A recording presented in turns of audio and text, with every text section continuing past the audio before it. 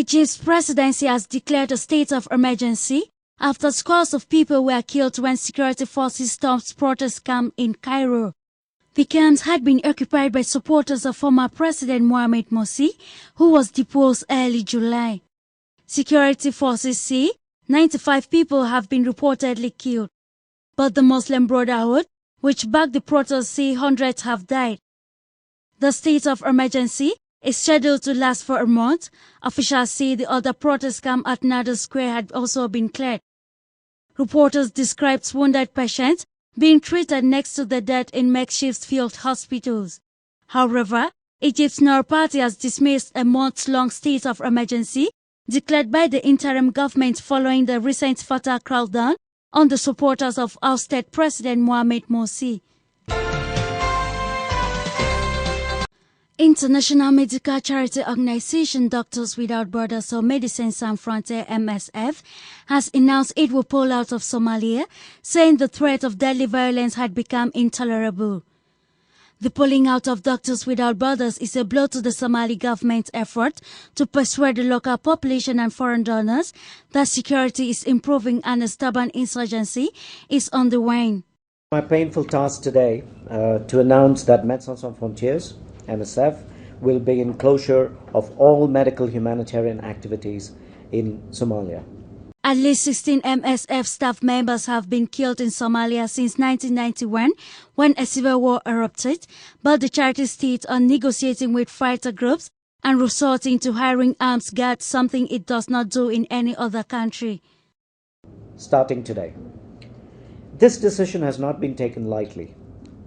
Working continuously in Somalia since 1991, we are very aware of the immense needs that face the Somali people.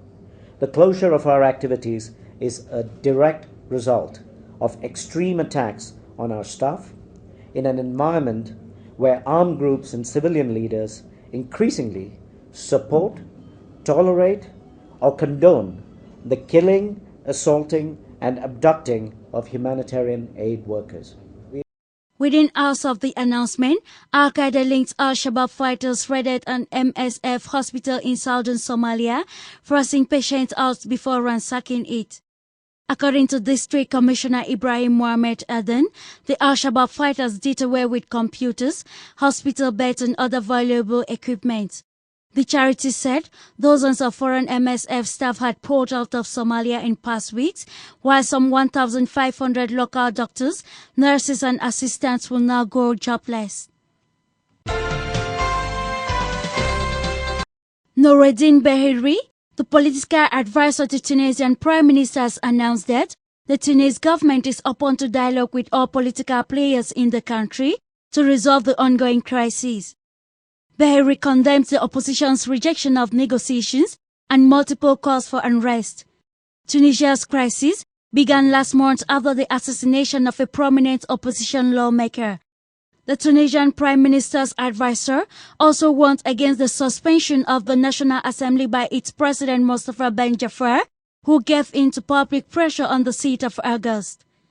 In the meantime, National Constituent Assembly members have gathered in Bardo to discuss the resumption of the NCA meeting in the absence of its president, who faces a withdrawal of confidence for its unilateral decision to suspend the assembly.